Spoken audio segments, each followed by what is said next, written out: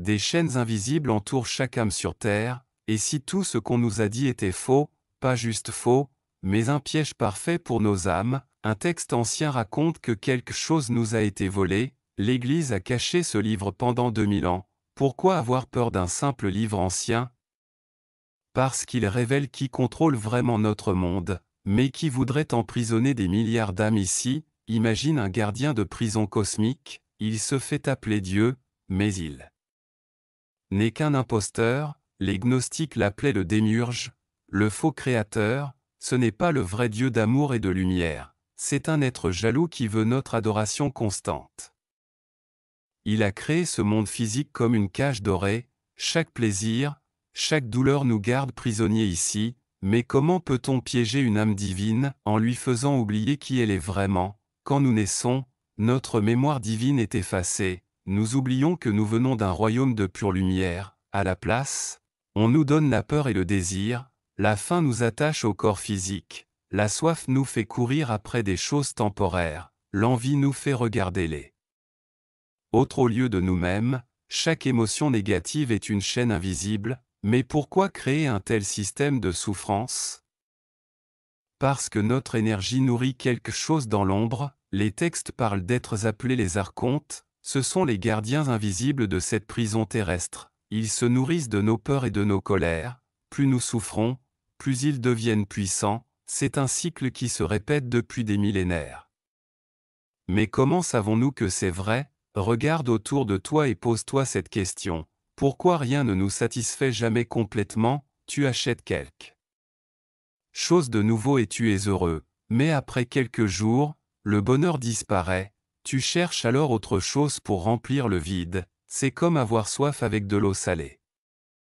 Plus tu bois, plus tu as soif encore. Les gnostiques disaient que c'est fait exprès. Le démiurge veut qu'on cherche toujours à l'extérieur, parce que la vraie réponse est cachée à l'intérieur. Mais qu'est-ce qui est caché en nous? Une étincelle divine, un morceau du vrai Dieu. Cette lumière ne peut jamais être éteinte complètement.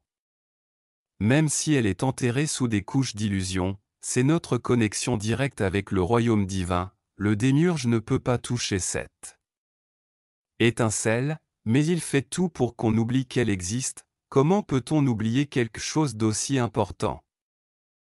Par la distraction constante et le bruit mental, l'école nous apprend à mémoriser, pas à questionner. La télévision remplit notre esprit d'images sans fin, les jeux nous font vivre dans des mondes virtuels, chaque distraction nous éloigne de la vérité intérieure, et pendant ce temps, les années passent rapidement, on grandit, on travaille, on vieillit sans comprendre, mais certains commencent à sentir que quelque chose cloche, ils ressentent un appel profond, une voix intérieure, c'est l'étincelle divine qui essaie de se réveiller. Les gnostiques appelaient ce réveil la gnose. Ce n'est pas un savoir qu'on apprend dans les livres, c'est une connaissance directe de notre vraie nature.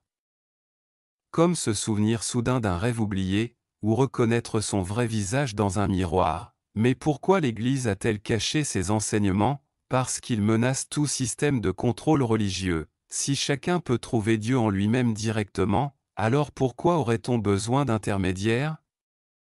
Plus besoin de prêtres pour parler à Dieu, plus besoin de rituels pour gagner le paradis, plus besoin d'obéir aveuglément aux autorités religieuses. Chaque personne devient son propre chemin vers le divin. C'est une idée révolutionnaire et dangereuse. Dangereuse pour qui exactement? Pour ceux qui profitent de notre ignorance spirituelle. L'Église a brûlé ces textes il y a des siècles. Les communautés gnostiques ont été persécutées sans pitié. Leurs livres ont été enterrés dans le désert, certains n'ont été retrouvés qu'au XXe siècle, l'Évangile de Thomas, l'Évangile de Marie.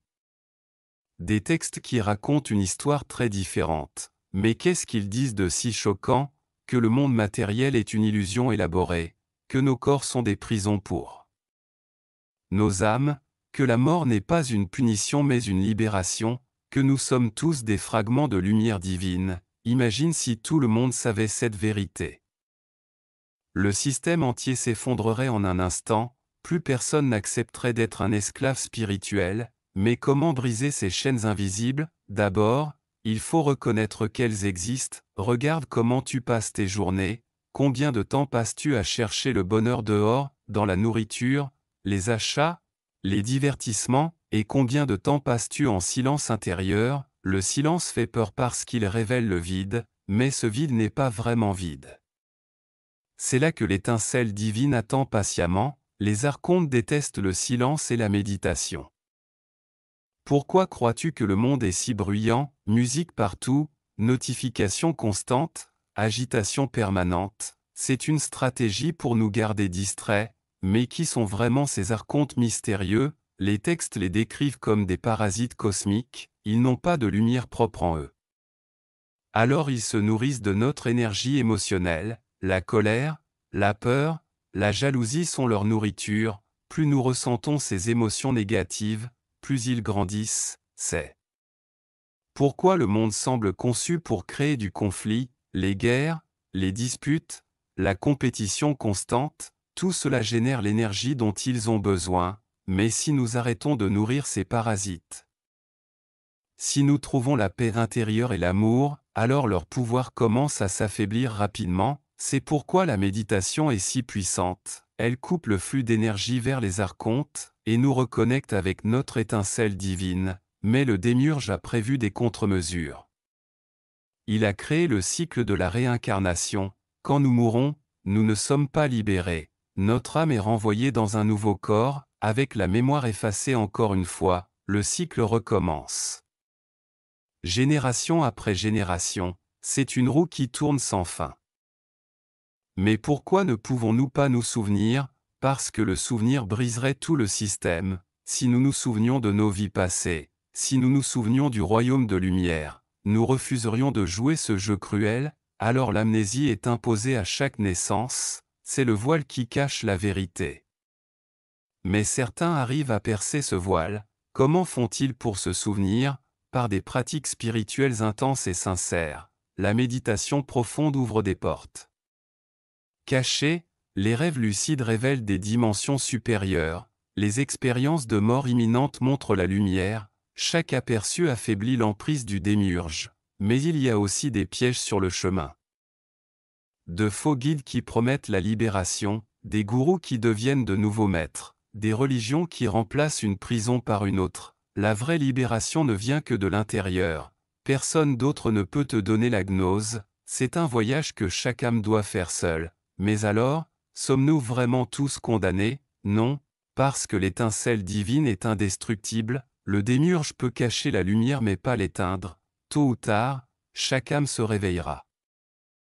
C'est une question de temps, pas de possibilité. Certains se réveillent dans cette vie, d'autres prendront des milliers d'incarnations, mais le réveil est inévitable pour tous. Pourquoi cette certitude absolue? Parce que la lumière est notre vraie nature. L'obscurité n'est qu'un voile temporaire, comme le soleil derrière les nuages.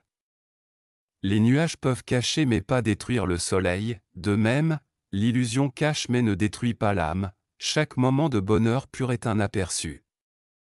Chaque acte d'amour désintéressé est une brèche, le système n'est pas parfait, il a des failles, et ces failles grandissent avec chaque éveil, mais le démiurge ne reste pas passif. Il envoie de nouvelles distractions, de nouvelles peurs, les pandémies, les crises, les catastrophes, tout pour nous garder dans la survie. Quand on lutte pour survivre, on ne cherche pas la vérité, c'est la stratégie parfaite de contrôle, mais même dans le chaos, l'étincelle brille, les moments de crise révèlent souvent notre vraie nature. Les gens s'entraident, montrent de la compassion, c'est la lumière divine qui perce l'obscurité, le démiurge ne comprend pas l'amour véritable. C'est sa plus grande faiblesse. Il peut imiter l'amour mais pas le créer. L'amour authentique vient du vrai Dieu. C'est pourquoi l'amour nous libère. Mais attention aux faux amours. L'attachement possessif n'est pas de l'amour. La dépendance émotionnelle est une autre chaîne. Le vrai amour libère. Il ne possède pas. Il donne sans rien attendre en retour. C'est cet amour qui brise les chaînes. Alors comment reconnaître le vrai du faux? Le vrai amour apporte la paix intérieure. Le faux amour crée l'anxiété et la peur. Le vrai amour élève l'âme vers la lumière. Le faux amour l'attache plus fort à la matière. C'est un test simple mais puissant. Applique-le à toutes tes relations. Et tu verras clairement qui te libère, et qui essaie de te garder prisonnier, mais qu'en est-il de la famille? La famille peut être amour ou prison, certaines familles élèvent et soutiennent, d'autres contrôlent et limitent, le sang ne garantit pas l'amour véritable, parfois, les étrangers sont plus proches que la famille. C'est l'âme qui reconnaît l'âme, pas le corps qui reconnaît le sang. Les gnostiques parlaient de famille d'âmes, des groupes qui se retrouvent vie après vie, ils s'aident mutuellement à se réveiller, ils partagent la même étincelle divine. Quand tu rencontres une âme sœur, tu le sais, il y a une reconnaissance immédiate et profonde.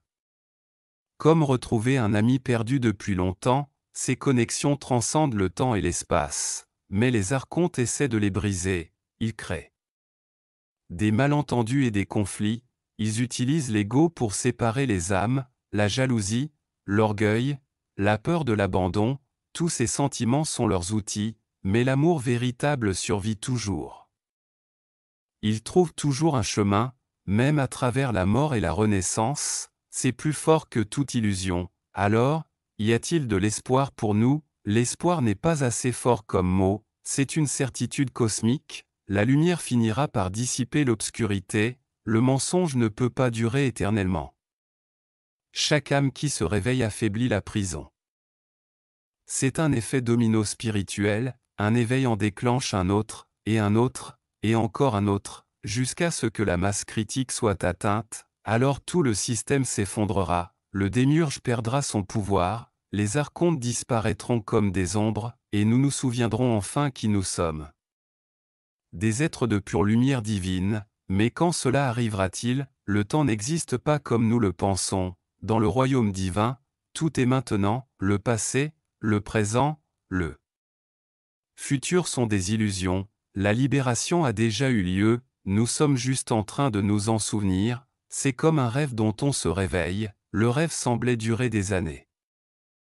Mais le réveil ne prend qu'un instant, c'est la nature de l'illusion temporelle. Alors pourquoi continuer à souffrir? Parce que nous croyons encore au rêve. Nous pensons que c'est la réalité, nous avons oublié que nous rêvons, mais chaque question que nous posons, chaque doute sur ce monde, c'est un signe que nous commençons à nous réveiller. Le simple fait de chercher la vérité prouve que l'étincelle divine est active, elle nous pousse vers la lumière, même quand nous ne le comprenons pas, c'est un processus naturel et inévitable. Comme une graine qui devient un arbre, la croissance ne peut pas être arrêtée.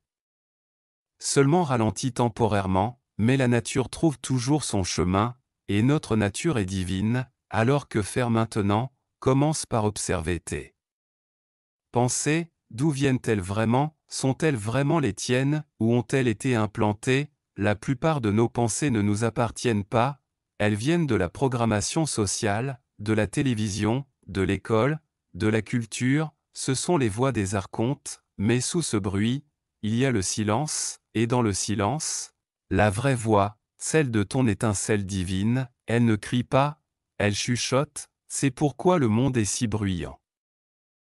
Pour couvrir ce chuchotement sacré, mais une fois que tu l'entends, tu ne peux plus l'ignorer, elle devient plus forte chaque jour, elle te guide vers ta libération, pas à pas, moment par moment, il n'y a pas de grand saut, juste une série de petits réveils, chaque réveil te rapproche de la vérité et éloigne le pouvoir du démiurge. C'est une bataille silencieuse, mais c'est la plus importante de toutes, la bataille pour ton âme, et tu as déjà tout ce qu'il faut pour gagner.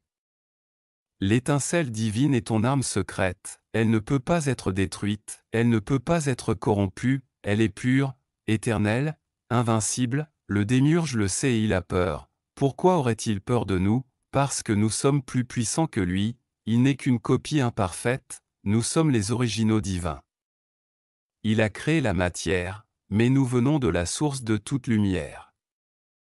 C'est comme comparer une bougie au soleil, la bougie peut faire de l'ombre, mais elle ne peut pas éteindre le soleil, nous sommes ce soleil, temporairement voilé mais jamais éteint, chaque acte de bonté le prouve, chaque moment de joie pure, chaque sacrifice par amour, ce sont des éclats de notre vraie nature. Ils percent à travers l'illusion, et rappellent aux autres qui ils sont, c'est contagieux, cette lumière, une personne éveillée peut en réveiller 1000, 1000 peuvent en réveiller 1 million, c'est exponentiel et imparable, le démiurge ne peut que retarder, mais il ne peut pas empêcher, la victoire de la lumière est certaine, c'est écrit dans la structure même de l'univers, l'obscurité n'existe que par absence de lumière, dès que la lumière apparaît, l'obscurité disparaît. C'est une loi cosmique immuable, et nous sommes cette lumière, alors pourquoi avoir peur? La peur est l'outil principal des archontes. Sans peur, ils n'ont aucun pouvoir, peur de la mort, peur de la solitude, peur de ne pas être assez bien, toutes ces peurs sont des illusions, la mort n'est qu'un changement de forme, la solitude est impossible pour une âme connectée, et tu es déjà parfait dans ton essence, les archontes veulent que tu l'oublies. Ils veulent que tu te sentes petit, faible, dépendant, ayant besoin de protection, mais tu n'as besoin de rien ni personne, tout ce dont tu as besoin est déjà en toi, la force, la sagesse, l'amour, c'est ton héritage divin, personne ne peut te le prendre, ils peuvent seulement te faire oublier, mais le souvenir revient toujours, c'est la promesse de l'étincelle, elle ne t'abandonnera jamais, même dans les moments les plus sombres, elle brille, attendant ton attention, un seul moment de conscience suffit pour commencer le processus de libération, et ce moment peut être maintenant, pas demain, pas dans une autre vie. Maintenant, ici, dans cet instant, sens-tu quelque chose bouger en toi, une reconnaissance, un souvenir lointain, c'est ton âme qui se souvient, elle reconnaît la vérité, même à travers les mots simples, la vérité résonne toujours, elle traverse tous les voiles, tous les mensonges, toutes les illusions, et touche directement l'étincelle. C'est pourquoi ces textes ont été cachés, ils sont trop dangereux pour le système, ils réveillent ceux qui devaient dormir, mais le temps du sommeil est fini, l'humanité commence à s'étirer, à ouvrir les yeux lentement, le grand réveil a commencé, rien ne peut l'arrêter maintenant, les archontes le savent, c'est pourquoi ils intensifient leurs efforts, plus de distraction, plus de peur, mais c'est le signe de leur désespoir, ils sentent leur fin approcher. Et ils ont raison d'avoir peur, car quand nous nous souviendrons vraiment, quand nous nous tiendrons dans notre pleine lumière, leur monde d'illusions s'évanouira, comme un cauchemar au réveil, et nous rirons de nos anciennes peurs. Comment avons-nous pu croire à tout cela? Comment avons-nous pu oublier qui nous sommes? Mais il n'y aura pas de regret, juste de la gratitude pour le voyage. Car même l'obscurité nous a enseigné, elle nous a montré la valeur de la lumière, sans elle, nous n'apprécierions pas la liberté, tout a servi un but cosmique, même la prison du démiurge. C'était un test de notre force divine, et nous l'avons passé, simplement en survivant, en persistant, en gardant l'étincelle vivante, contre toute probabilité, c'est notre plus grande victoire, alors maintenant, que vas-tu faire? Vas-tu continuer à dormir, ou vas-tu commencer à questionner? Le choix t'appartient entièrement, personne ne peut te forcer à te réveiller, mais une fois que la graine est plantée, une fois que le doute sur cette réalité existe, le processus devient inévitable, tu peux le ralentir mais pas l'arrêter, l'étincelle a été allumée, elle grandira, peu importe les obstacles, c'est la nature de la lumière divine, elle trouve toujours un chemin, à travers les fissures de l'illusion, vers la liberté totale, et un jour, nous serons tous libres, réunis dans le royaume de lumière, riant de cette aventure étrange, mais d'ici là, souviens-toi, tu n'es pas seul dans cette quête, des millions cherchent la même vérité, l'étincelle appelle l'étincelle, la lumière reconnaît la lumière, ensemble, nous briserons ces chaînes, et le monde ne sera plus jamais le même, la question n'est pas si, mais quand.